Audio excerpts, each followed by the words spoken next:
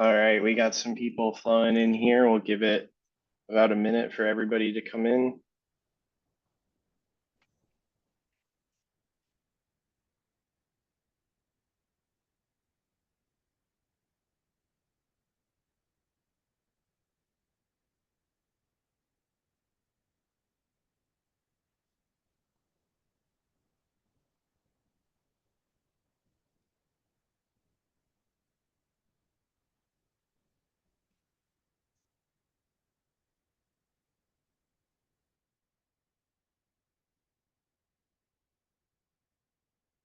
All right, so we'll get started here. So welcome everybody to the SEMA FLN Lunch and Learn webinar.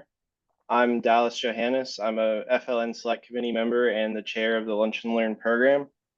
Today's conversation is about increasing sales by developing strategic relationships.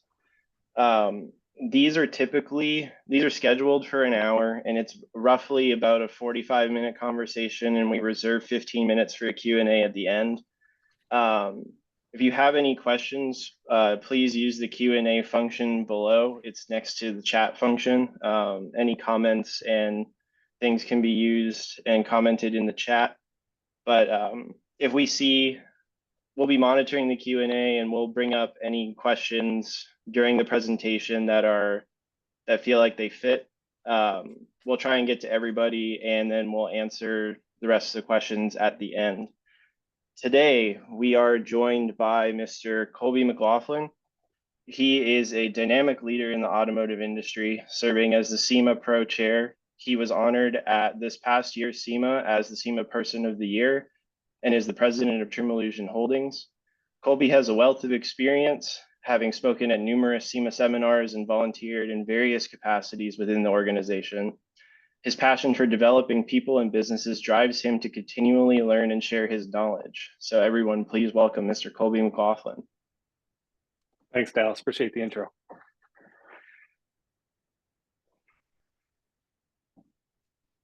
Yeah, so one of the things within SEMA that I think is often mislooked is really the community of what SEMA is and how we can all help each other grow. And starting from my career, just a quick recap, because I've been fortunate to be in different parts of the industry. I went to Washington Community College, and it was during a time that they had a program called Custom Cars and Concepts, and they were really trying to develop the next generation of car builders, designers, fabricators, engine builders, people doing restoration. And it was right at the time that overhauling and TLC rides was going on. So cars were a big part of the community, and just really it was all over TV. Had the chance to build a 70 Chevelle for TLC rides and GM Performance parts. It was when GM Performance was launching the 572 crate motor, and they wanted a way to kind of release it on a national level. And they used the college to build a 70 Chevelle and put this 572 in. And so anyways, we build this car. It goes to SEMA in 2005. And I had kind of one of the tidbits, I guess, in the beginning. People who know me within SEMA, I generally have pretty loud apparel, whether that's shirts, always wearing a jacket. And it's intentional, because usually you want, if you look at like a Sefco Purple Cow, it's all about standing out, especially when you're in big crowds and you're trying to maybe make a connection early on. And, that was one of my first experiences, is I wore a full suit during this 70 Chevelle at SEMA. And I actually had this company approach me that was local in Southeast Michigan that built custom cars and concepts, a company called Special Projects. We built all of the prototypes for Ford, for Lincoln, for Jeep, that went to all of the international car shows like Detroit, like Australia, New York, Washington.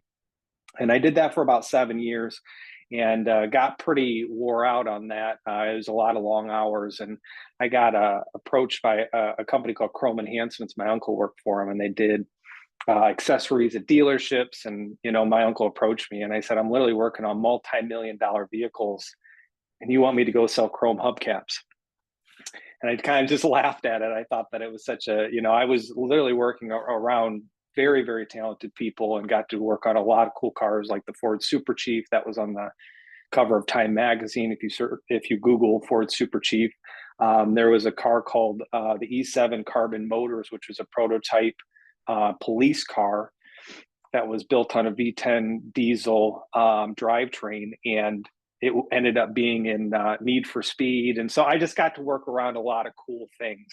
And so I made the jump because I wanted the ability to kind of scale my career and start actually making some money. Worked for Chrome Enhance for about 7 years. And then I was approached by our largest supplier, Trim Illusion, to come manage the day-to-day with Najee at Trim Illusion, where we manufacture exterior accessories. And that was really my launch into SEMA. In '05, I went, but I wasn't really involved. It was a 3/4 trade show for me. I got to see a lot of cool things, but I didn't really understand the culture of the community and the association. And when I first got in with Trim Illusion, I joined Pro because I said, these are my customers that are serving within Pro, and I want to have the chance to network, have a beer with them, get to know them, be able to sell more products. I really discounted when I thought that what the actual value of SEMA is. And one of the big things for me, and I think that's very crucial for your members, is the ability to find mentors within the industry. And mentors can kind of go a lot of different ways. But what I thought was important was to share with your group what I've learned in my experience being along SEMA, both the benefits and the pitfalls of mentorship. And so to start with the top three, and some of these are pretty well, but I think they're somewhat discounted, obviously, is the experience and knowledge of your mentor. Many times I've had to reach out to a mentor with something that was new to me, but maybe they've dealt with over the years. And their feedback was critical and saved me a lot of heartache and money. I had just recently, I had a very large wholesale customer that I had conflict with another one of our newer wholesale customers in the area. And it was, without getting into details, I was able to make the call to one of my mentors, walk him through the scenario, and he laid out this great plan where I was able to bring the two of them together and create a win-win scenario. And it wasn't an idea that I came up with, but it helped, mitigate a lot of frustration or potential lost business. Another one is, making connections in the industry. A lot of your mentors in this industry have been in the industry for decades. Chances are they may have served with somebody from another company, but a lot of the people in our industry, because it's a passion industry, most people that start in this industry stay in this industry.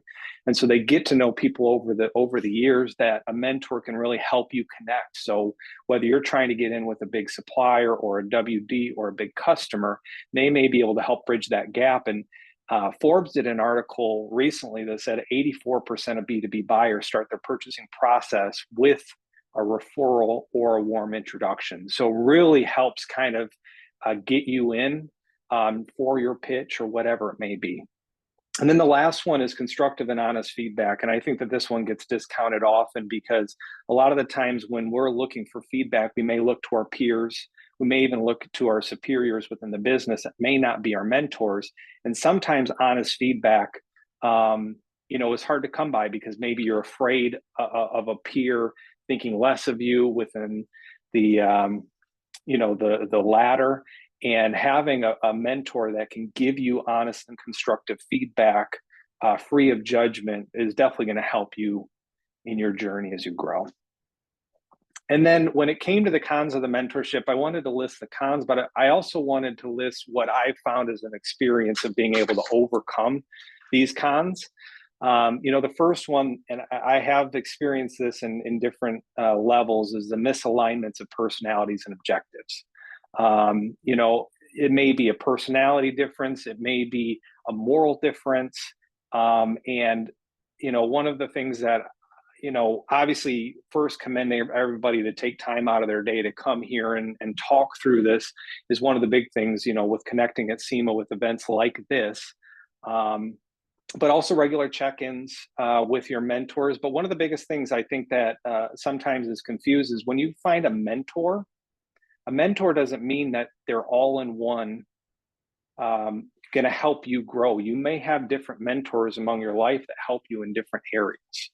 And so one of the things I found beneficial is really when I get to know somebody, in the industry, and it may be a young mentor that's younger than me, is find something that I'm weak in and really connect with them and show that you're looking for them to help you grow within your journey. And it could be back and forth. So really look at, everybody around you and find things that they're good at and things that they could help you along your journey, be able to learn faster.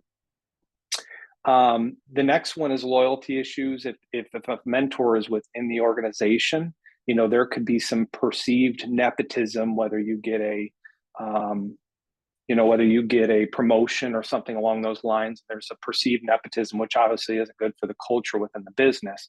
And so really the only way to get around that is by merit and by proving that, what you're doing within the business is benefiting, and you're not getting maybe these promotions or something along those lines just because of your mentor. And then the last one for me was dependency. Sometimes, and I've noticed it even within myself, if a mentor can give you an answer really quickly, you may just shut off your mind and stop thinking through, your own critical thinking. And so what I've done to challenge myself is anytime I go to a mentor for advice, I lay out my plan first. And what I say is this is how I was thinking, how I wanted to deal with this. And what I notice is one, because when you're dependent on a mentor, that is a time resource for them that they're giving up their own time in order to help you. And so being respectable of their time means thinking through, creating your own strategic plan on how you want to approach something, and then laying it out to them and allowing them to give feedback. And what that does is make sure that it still stays authentic to you and how you would approach something with the feedback of a mentor. And what I've noticed is you get the best advice when the mentor knows that you're invested in it. You're not just coming to them with a question or a problem. So that's what I have as far as mentorship on that side. Dallas, do you have any ideas on that? Are there any questions as far as that goes? When it comes to mentorship and trying to navigate, that sort of environment, looking for those sort of people, are there any particular avenues where you find that you've gotten mentors from? Or is there any particular channel that you felt was useful in helping you find your mentors? And I know it sounds repetitive, but it is within SEMA. I mean, you can go to different local events or Carnegie events or speaking events, and you can always find people, right, that you can learn from or that are willing to give back. But I would say SEMA has been, whether it's a networking event like this or the PDP event, or within Pro, we have different events like the Pro Cup Challenge or the reception, meeting people on a one-to-one, because when we're at the show and you're working, I'll take, for example, myself, I'm in my booth the whole time because we have a significant investment to be there, that I have shareholders that I have to be responsible to. And so we have to get an ROI during the show. But what we notice is that after events is where you really connect with people, build a relationship, and then you'll be able to have those conversations. So a lot of my mentors either come from that or come from mentors that I had that I met at SEMA. And even just setting up a touch base, an email, say, hey, I'd really like to catch up, and make it personal. One of the things I think that probably turns a lot of people off to mentorship is you are not your mentor. Like, I'll take, for example, myself. I want to give back because the only reason I got to where I'm at is because mentors spent time with me, investing in me, sending me books, sending me feedback, and they helped develop who I am. And I still have a long way within my journey, but they've helped me where I'm at. And so, any mentor that has experienced that generally wants to be able to provide for that next generation. One of the things John C. Maxwell did really good in the 21 Irrefutable Laws of Leadership is he said, if you create 10 followers, you now have 10 followers. If you create 10 leaders and they create 10 leaders, you now have 100 followers, if you will. So the quickest way to grow your business and develop people around you in the industry is to create leaders. And that's something that I'm really passionate about, even within our company, and sometimes, I don't know if any of our people are on this, I'll push them to figure it out themselves, because I don't want them to become dependent on me. And the UPS store did a study recently, and it was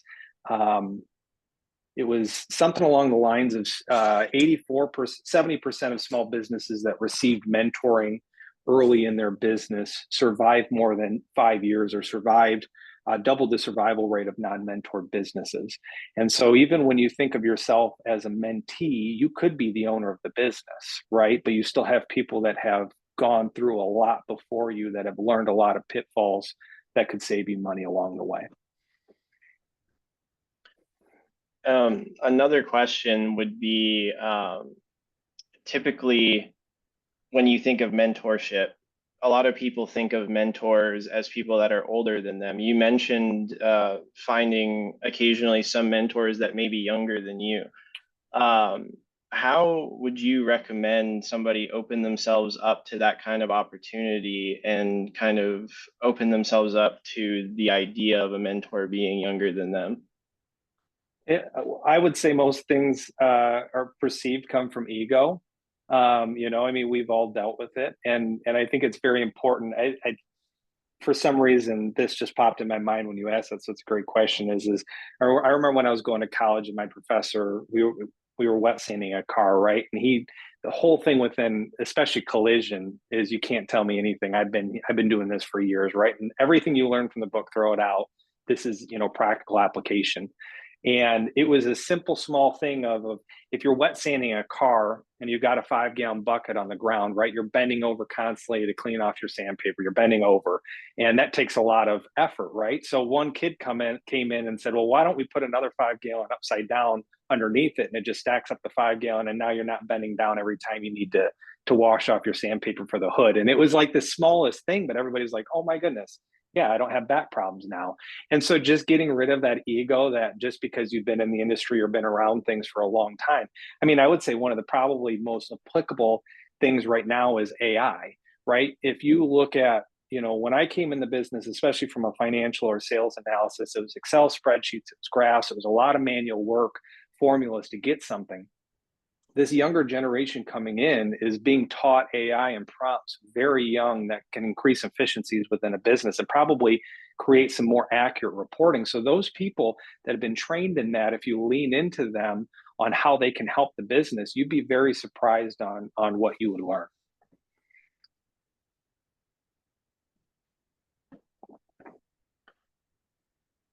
Yeah, that is some great advice and great examples that you've seen over time.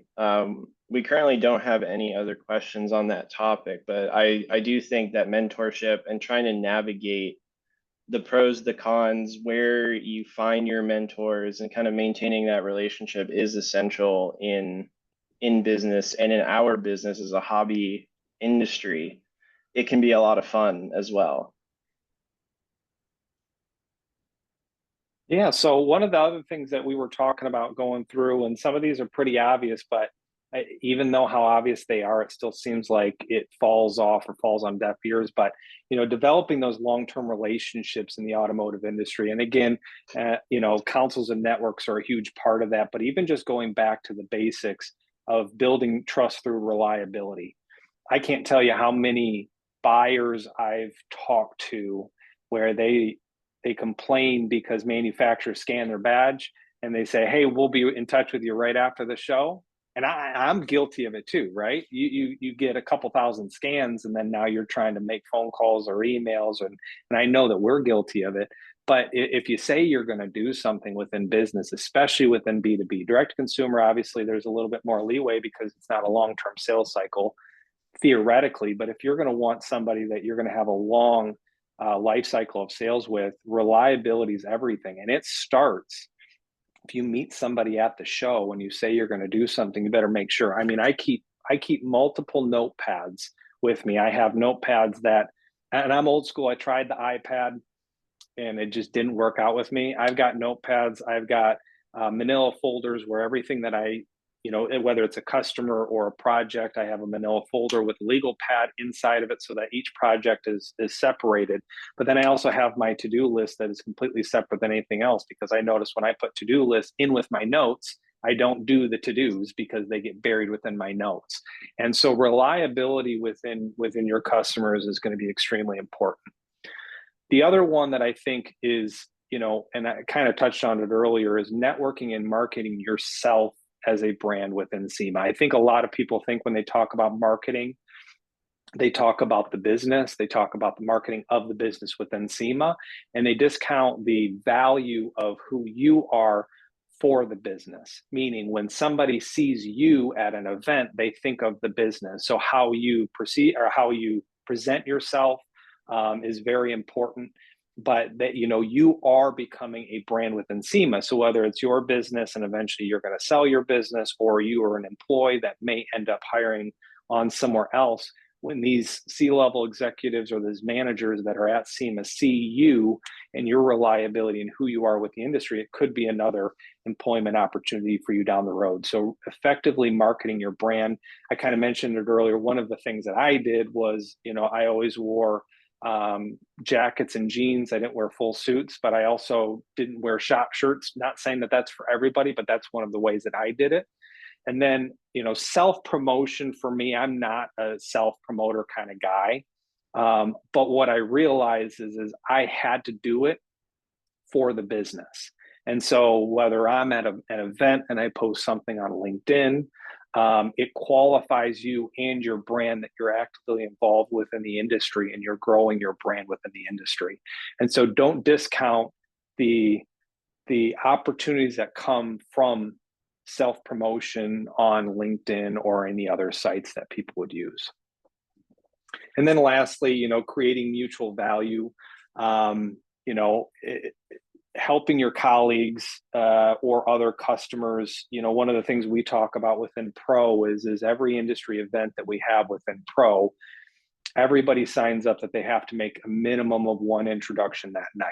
So if you see a customer that is a good customer of yours, and maybe you see a supplier, or maybe you are the customer and you see a supplier and you have somebody else that's in the same business as you, introduce them. That's creating mutual value. And even within our sales approach to our car dealers, because we've got salespeople that go hit car dealers, we will, and sometimes it doesn't work out, but we will tell the dealerships, listen, even if it's not our accessories, let us consult with you, because we know the companies that make good products. We know the companies that are installing well. Let us be your consultants there, because what we do is then we are now the accessory person within that car dealer. And anytime they're looking for new accessories or to build a new program, they reach out to us because we've qualified ourselves. So creating mutual value is going to give you long-term, and you never know the conversations that you get brought into down the road because you've created that position for yourself.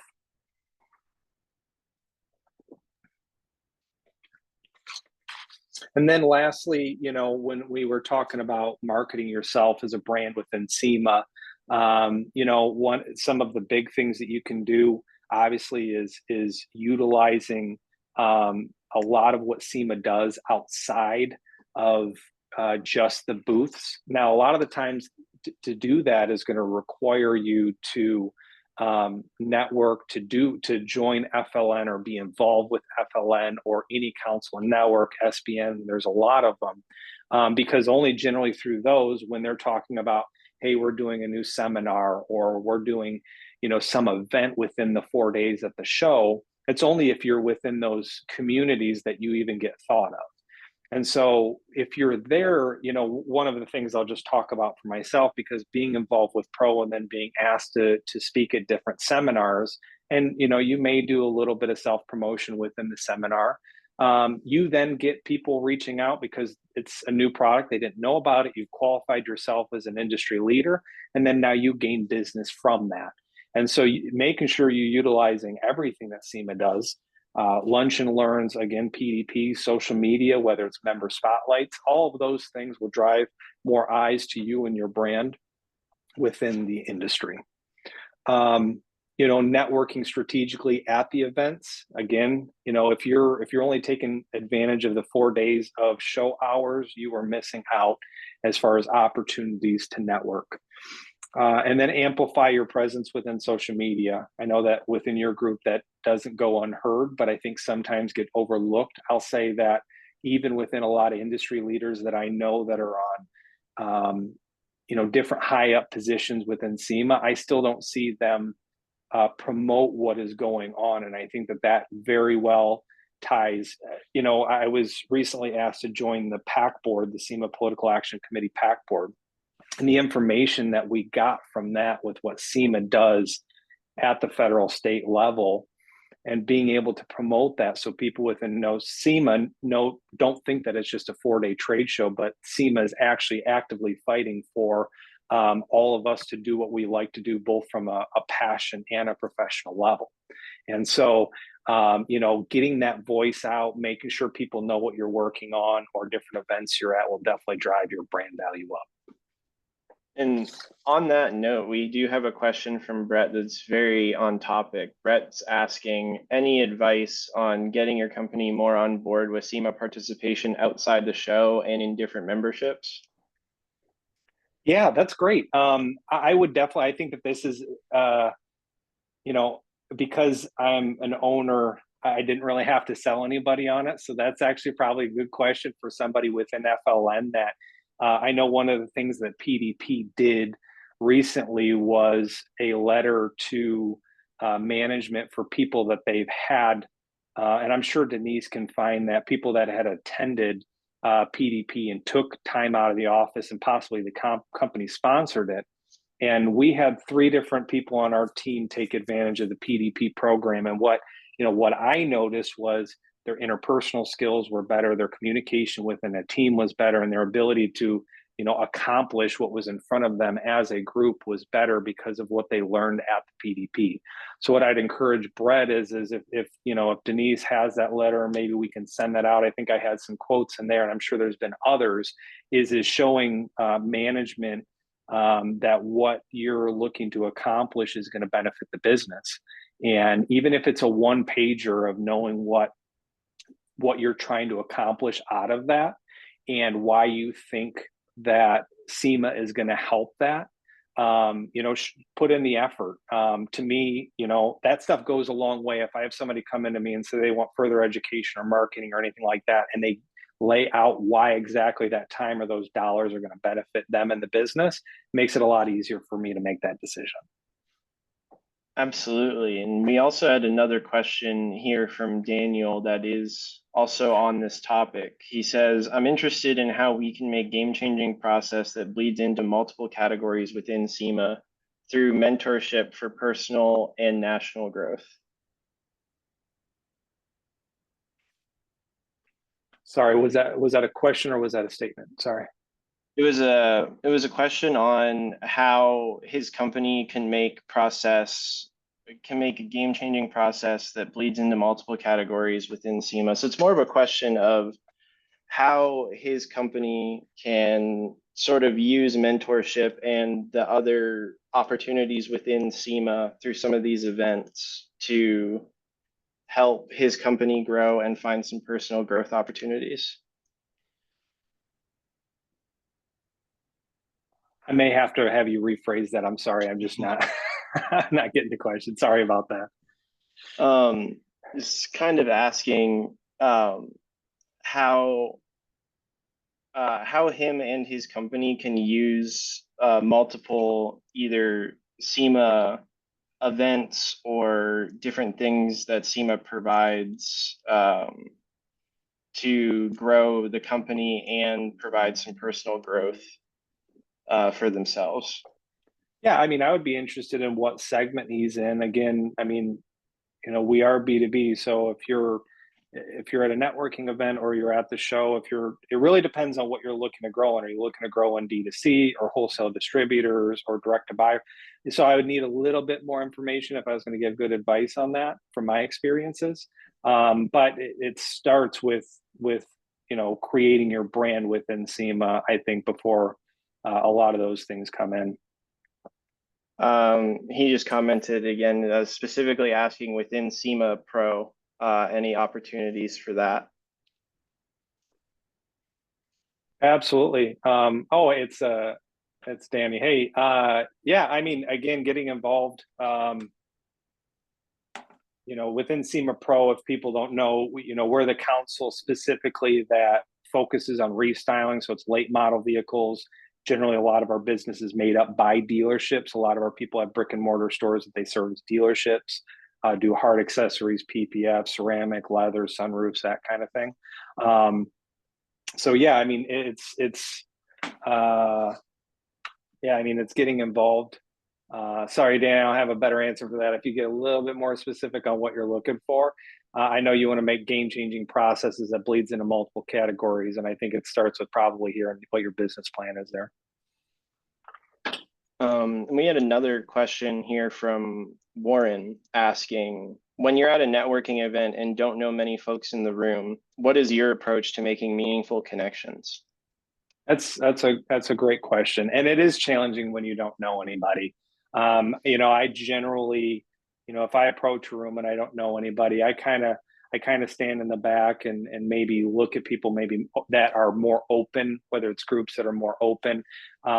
I know not everybody's a drinker, but generally at networking events, they're going to have a bar, which is always, if you're in line at the bar, is a very easy way to start a conversation. Because if you have groups of people that may be closed off, you're generally going to be maybe a little bit less apt to go approach those people. But if you notice people either eating and you say, hey, do you mind if I join you? If there's a table, high tops, that's obviously a way for you to get a one-on-one connection and kind of ease yourself into a conversation. A lot of good networking events will hopefully create an atmosphere that allows networking, but obviously that's a hard thing. People get cliquey and generally you're going to hang around people. I mean, we struggle that with our industry events is even though we know each other, it's a good time to see friends and hang out. Maybe you're a little less apt to go approach people you don't know. But I would say finding people in a position where you could maybe interject or start a conversation. Maybe look for if there's badges of a company that you know of or a customer that you know of. If you're an enthusiast and maybe you bought a MagnaFlow exhaust for your vehicle and you see somebody with a MagnaFlow badge, maybe you go up to them and just say, hey, I just wanted to come say hi. I got one of your products on one of my project cars. And that can kind of start that conversation. But it's a great question because that is a challenge.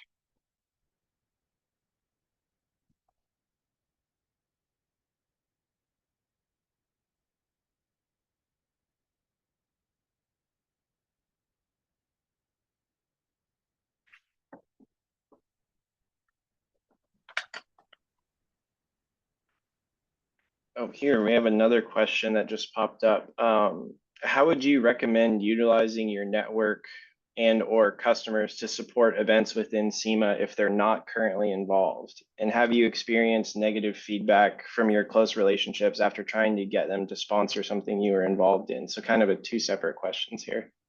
Yeah, no, that's great. I think again, kind of going back to my experience with SEMA PAC, and I'll give a couple examples here is, we've done the DC rally a few times. And if you've never done the DC rally, I highly suggest that it is open to anybody in the industry. You may have to pay for it, but SEMA does a tremendous job on the rally with getting lawmakers together, giving, the focus of that rally, whether, in the past was right to repair, the RPM Act or EPA regulations. And so we did this DC rally, and I was connecting with one of our customers that's in New York, and he's been kind of one of those buyers. He's been around in the business for 30 plus years. He was convinced that SEMA was just a trade show. And I had talks with him at SEMA about the DC rally and what we were doing. And then he decided to join the New York rally. And for him, and this was just within the past year, and for him, it was like this epiphany of he's like, I get it now. I understand. And he now, because of that, wanted to get more involved because he's seen the overall direction of the association. And so getting people to understand, there's always going to be this kind of thing that seems as a trade show, or it's expensive, or, I've heard the money grab many times, but it's because they don't understand or they're not taking the time to understand everything that happens on in the background that is what makes the association what it is. And so, I can speak to personal experience because I've seen these things. And what I'd encourage is I'm not anybody special. I just spent enough time in the beginning showing my willingness to give back to an industry that I love so much that I was given opportunities to then be able to give more. And through that, I have personal experiences now that I'm able to communicate to other people that helps them understand why being a part of the association is so important. Another question we have here is from Dane. He's asking about networking. When networking, how can you get someone else to open up? He's with a marketing agency and feels like as soon as I mention the industry, people clam up. Dane's also a car guy too. Yeah, I think, great question, Dane. I think asking questions is how you get people to open up. I know that that's dumb, but I think a lot of the times, especially if you're as a salesperson or like myself or a marketer, you're very quick to the pitch. And I'm not saying you specifically, I'm saying me.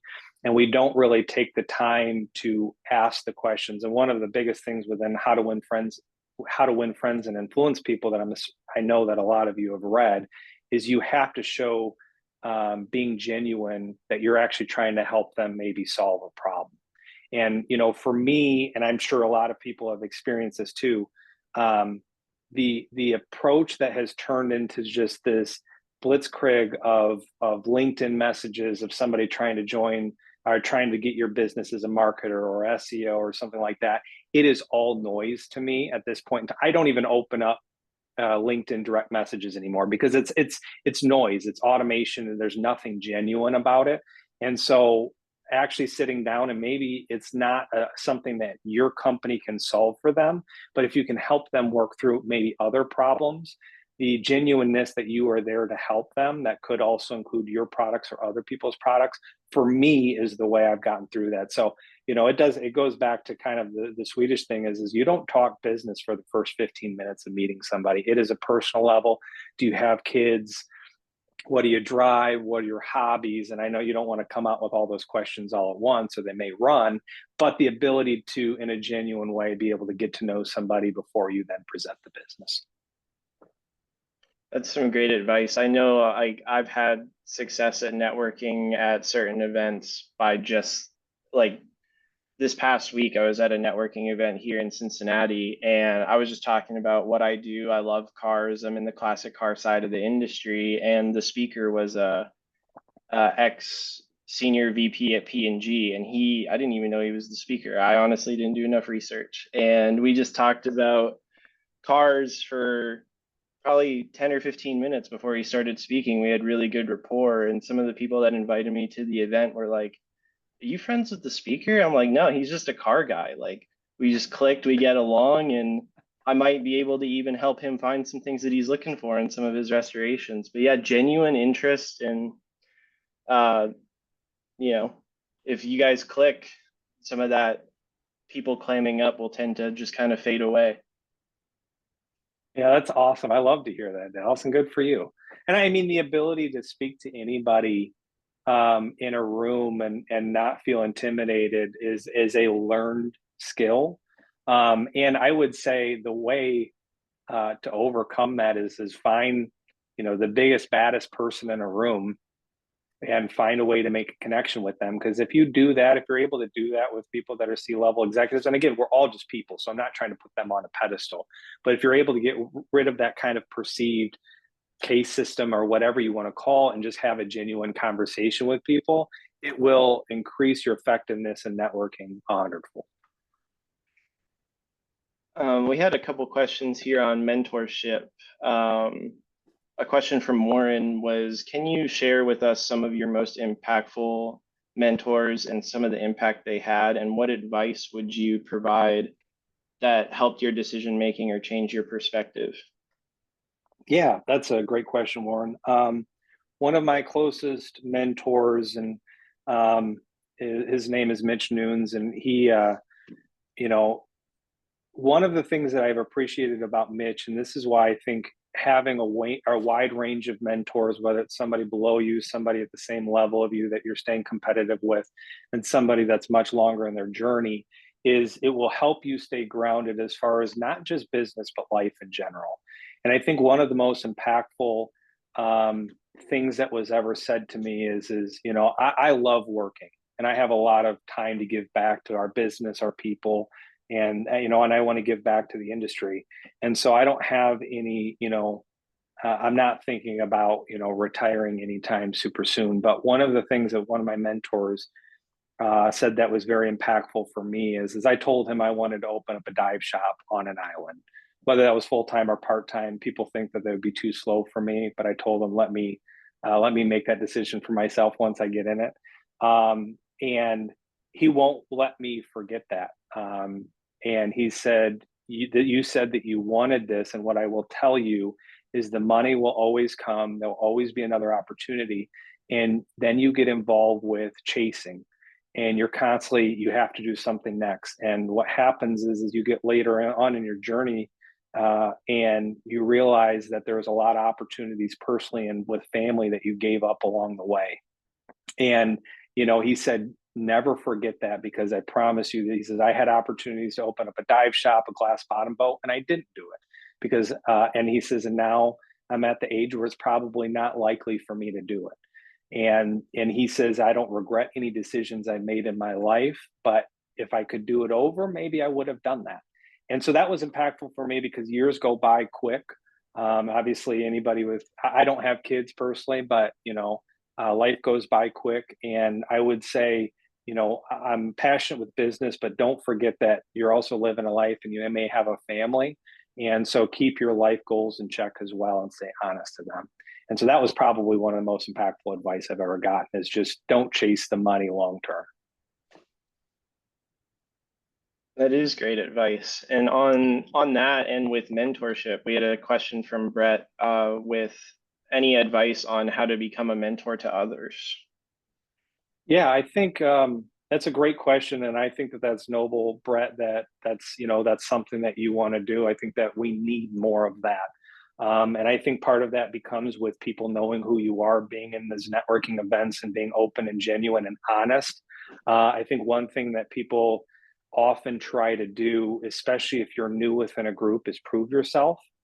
And I think that, depending on where you're at in your journey, that may not land well with people you're trying to network with, and it may not come off as genuine. So I'm using that word a lot, but I think that that's an important word to use. And so if you're in a group and everything that you're talking about is all the amazing accomplishments, and you can't joke about maybe some mistakes you've made and learned from in the past, I think one of the things that I've looked at mentors for is that people that have gone through a lot, but then have also probably made mistakes along the way because they learned from those mistakes and they're able to communicate to me those mistakes that they made and how they would have done it if they had another opportunity. And to me, that felt real with somebody that actually went through it and that I could learn from.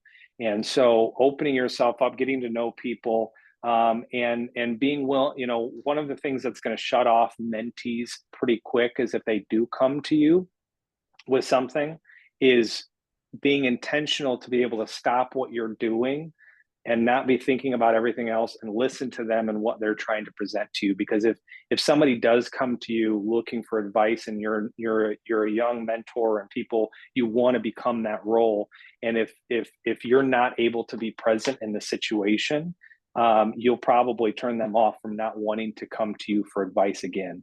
And so I think really being able to be focused on them and locked into what they're asking, because chances are if they're coming to you, it's something probably pretty important.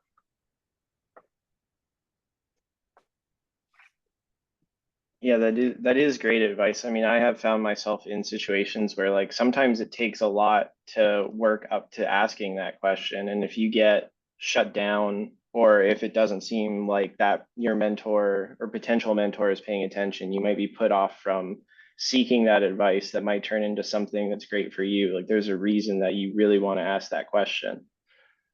And it's something you actively you actively have to act on if you want to be a mentor is because life is busy and business is noisy, and you may have a lot of other things, stressful things going on. But to your point, Dallas, if you put yourself in that mentee's position, I mean, I remember early on when I was trying to get mentors around me, sometimes it took a lot for me to come to somebody and ask a question, and how it is received is definitely going to make an impact on how they perceive you moving forward as a mentor. Absolutely. Dane had a question here on what if your networking is mostly online? There doesn't seem to be many automotive or SEMA type events in his area. What online networking recommendations do you recommend? That's a great question, Dane. And yeah, that is a challenge. You know, one of the things obviously within SEMA that we are trying to do is to be able to expand a presence on a regional level. That's one thing that Pro's working on. You know, but I would say even local car shows. I think you'd be surprised. You may not get somebody who's actively involved online with SEMA in a one-on-one. I'd be open to have any conversations with you over the phone. But I mean, within local car shows, SEMA carries a lot of weight. And what you may be able to do is almost create a group in your area of car enthusiasts that believe in this, and be able to almost create your own SEMA group in an area.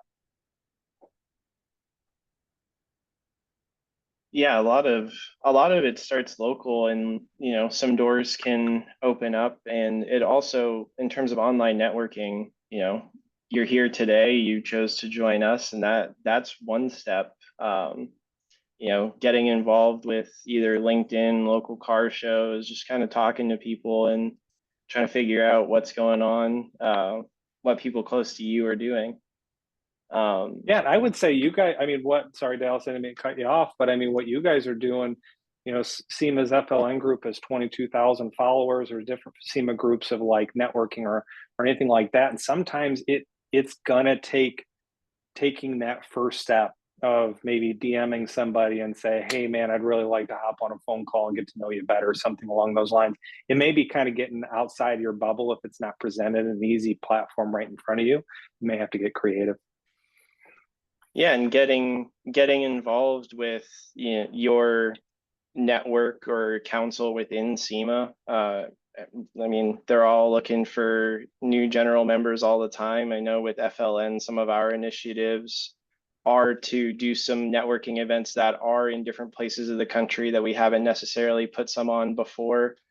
And, you know, going to those events and near you and finding those connections. Jonathan here had a question. What is some of the best advice you received in business and advice that you still use today? Oh, this is going to be cliche. I mean, it's integrity, you know, do the right thing even when people aren't looking. I mean, it is, I don't want to say it's cliche, but it's advice used often. But if you truly think through it in every decision that you make, whether it's comp plans for your people, relationships with the customer, price levels, to me, if you always do the right thing when people aren't watching, you'll never be surprised. And so for us, even if you know, maybe a product fails and it was out of warranty or something like that, if you know, if we feel that maybe it was a product, you know, within our own realm of what could have happened, you know, we'll replace it. And I think that that's doing the right thing. I think a lot of experiences that you probably get with a lot of these, and it's a turn off to me, right? So, you know, I bought an air fryer for my mom. It blows up. It's within warranty. I mean, I had to go through, I don't know, 7 or 8 different people sending emails, right? I'm turned off. I never want to do business with that company anymore. That may not make an impact to their bottom line if I never buy another air fryer from them, but it's consistent enough where your brand and your business are impacted because of it. So to me, it's always doing the right thing, regardless if somebody has insight or not.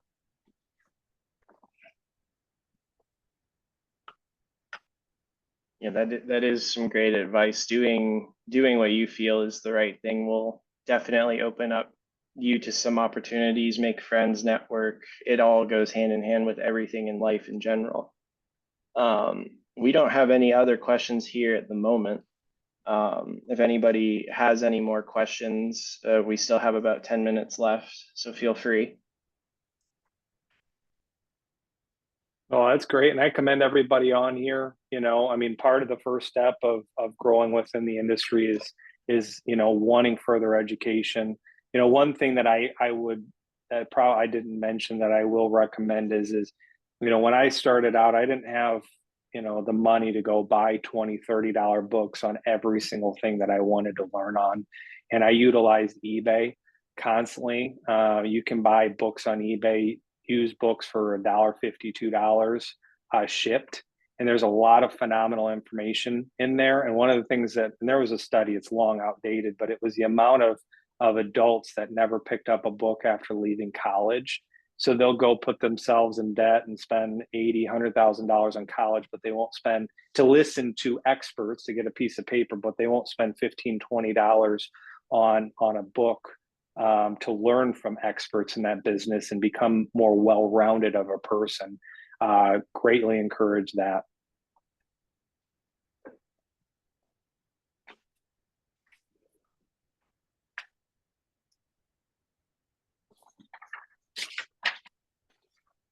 All right. Okay, we have another question here. How do you approach a vendor-buyer relationship that has soured? You got to find out why it soured, and you have to have the tough conversations, and the tough conversations suck. Whether it's your fault or somebody else's fault, it doesn't matter. I would say one of the biggest impacts is being able to go to a customer and say, and again, I don't know what happened, but chances are if a buyer is upset, it's something that the vendor did. So I'm just assuming the situation. I've had to have a lot of conversations with buyers that it wasn't anything I personally did, right? Whether it was somebody on our team, didn't matter. I picked up the phone and I apologized for what happened. And that goes a long way, is just acknowledging that there was something, a breakdown, that the reason that relationship soured. Again, I don't know the details here, and being able to work to bridge that gap, ask them how you could earn their business back. And generally somebody's going to give you an answer. It may not be an answer you like if you ask, how can I earn your business back? But they're going to give an answer that at least allows you to work to a resolution between the two. But I think, again, it goes back to egos. I think a lot of the times it's the hard conversations, or maybe saying it wasn't my fault. Never say that. I just keep it very simple. I'm sorry that we lost your trust. What can I do to earn that back? But yeah, great question. And that's a great answer. Like, always trying to get to the bottom of it. It's not personal, it's business, and stuff happens. It might not be you, but you're the representative, and get it dealt with.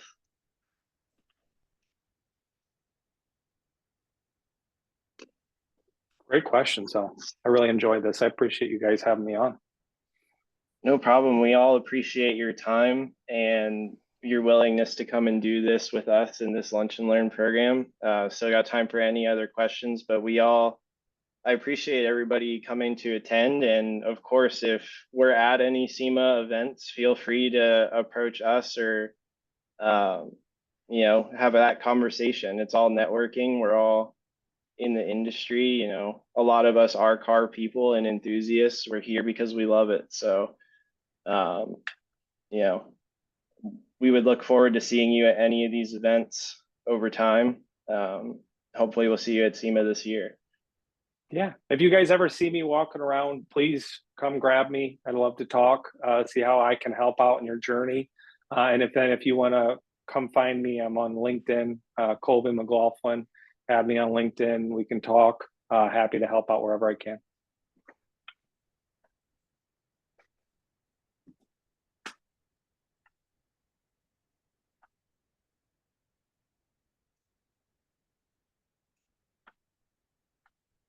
All right, Dallas, appreciate that. No problem. Thank you. I don't see any other questions. So last call, but if there's no other questions, thank you all for joining today, and thank you, Colby, for your time.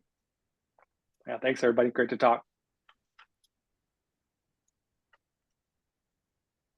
Thanks. Nice job, guys.